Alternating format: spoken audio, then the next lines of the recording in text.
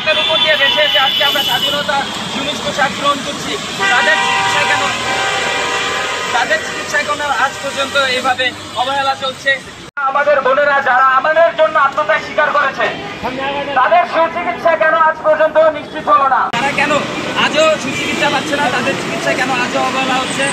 আর আমাদের ভাই বিয়ে যে পিজি হাসপাতালে বর্তমান বিএসএমএমই হসপিটালের 420 নাম্বার কেবিন ব্লকের 420 নাম্বার রুমে ভর্তি, তাকে বাইরে নেওয়ার জন্য সকল ধরনের ব্যবস্থা আমরা করেছি। টাকা পয়সা হোক, এগুলো সবই বেসরকারি সংস্থাগুলো ব্যবস্থা করছে।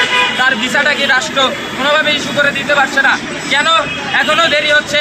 বিএসএমএমইউ থেকে তাকে বলা হয়েছে যত দ্রুত সম্ভব তত দ্রুত তাকে নিয়ে যাওয়ার জন্য। আপনারা অনেকে সুমন মিয়াকে চিনেন, কুমিল্লা হাসপাতালে ও 1 মাস মৃত্যুর সাথে যুদ্ধ করে মারা গিয়েছে। কেন সুমন মিয়ার জন্য এরকম অবহেলা হলো? কেন 1 মাস মৃত্যুর সাথে বাঞ্জালরে ও মারা গেল?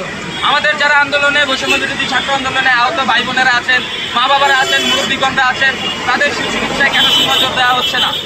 6000 mAh battery, one and only Power Master, NextG N73. তাদের রক্তের উপর দিয়ে ভেসে এসে আজকে আমরা স্বাধীনতা সুনিশ পোশাক গ্রহণ করছি,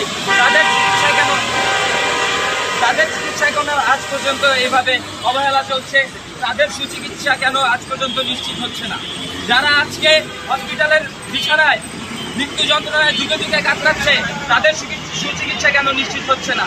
যাদেরকে বাংলাদেশে চিকিৎসা সম্ভব নয়, তাদেরকে কেন বাইরে উন্নত চিকিৎসার ব্যবস্থা করা হচ্ছে না?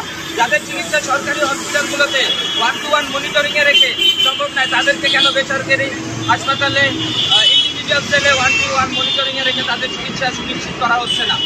আজকে বৈষম্য বিরোধী ছাত্র আন্দোলনে আহত এরকম হাজারো শিক্ষার্থী, হাজারো ভাই বোন, হাজারো আমাদের মা বাবারা আজকে বিভিন্ন হাসপাতালে ভর্তি।